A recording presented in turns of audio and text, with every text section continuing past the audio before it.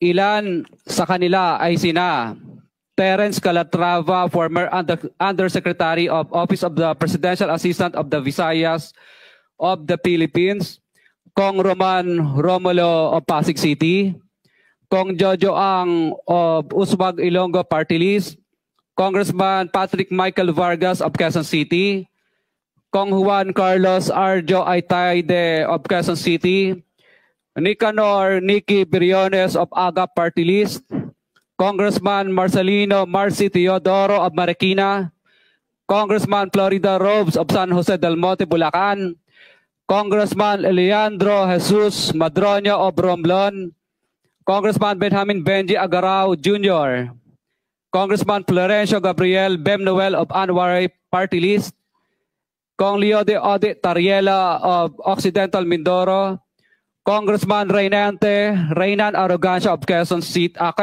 Province, Kong Marvin Rillo of Quezon City, Kong Teodoro Haresco of Aklan, Kong Antonieta Yudela of Zamboanga Sibugay, Kong Dean Asisio of Caloocan, Kong Marivic Pilar of Quezon City. 21. Mayroon ding mga kinatawa ng ilang politiko na nakikipagtakbo sa amin upang manghingi ng porsyento kapalit ng mga porsyento ng mga proyekto. Ang mga porsyentong ito ay 25% ay ipinipilit sa amin bilang karaniwang kalakaran na wala akong kakainang tanggihan. Ilan sa kanila ay sina Regional Director Eduardo Virgilio of DPWS Region 5, Director Ramon Ariola III of Unified Management UPMO, District Engineer Henry Alcantara, DPWS Bulacan First, Undersecretary Robert Bernardo, District Engineer Aristotle Ramos of DPWS Metro First, Pasig City, District Engineer Manny Bulusan of DPWS North, Manila Deo, District Engineer Edgardo C. Pingol of DPWS Bulacan Subdeo, District Engineer Michael Rosaria of DPWS Quezon Second Deo. Karamihan sa mga kawani ng DPWS na nabanggit sa itaas ay paulit-ulit na binabanggit ang delivery ng pera ay para sa kay Saldico na dapat at least 25%.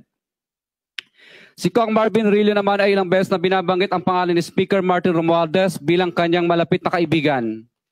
25.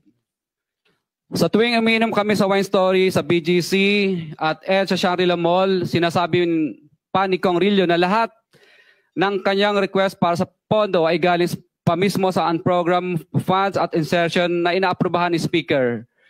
Ang tao ni Marvin Rillo na si Bogs Magalong ang pumupunta sa amin para kunin ang pera sa aming opisina o sa Wine Story. Si Kong Jojo Ang naman, lagi ring binabanggit sa lahat ng project sa kanya ay papondo ni Speaker at ni Saldico.